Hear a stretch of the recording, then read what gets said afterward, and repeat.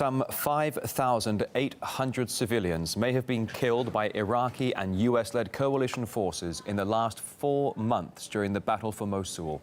That's the latest estimate from human rights organization Amnesty International.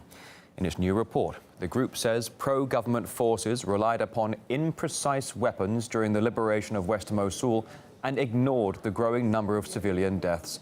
It also claims pro-Baghdad troops appear to have repeatedly violated international humanitarian law, something that may amount to war crimes. Amnesty International collected the testimonies from those displaced. It says over 600,000 people were forced to flee West Mosul. Well, earlier in the program here on RT, we discussed the dire situation in Mosul with Maulid Warfa from the Iraqi branch of UNICEF. He's about 80 kilometers away from Mosul now in Erbil. I was about a week and a half ago in the central hospital of Western Mosul, and people are coming there. They're coming there with fresh wounds, and one of the images that touched me and still remains on my head is this woman who brought 4 of her children into the hospital.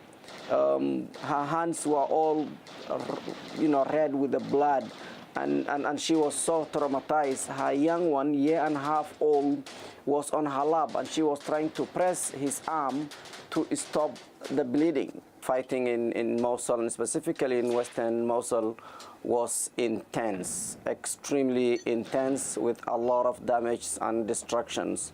People, and specifically children, have paid extremely terrible price on the fighting in Mosul.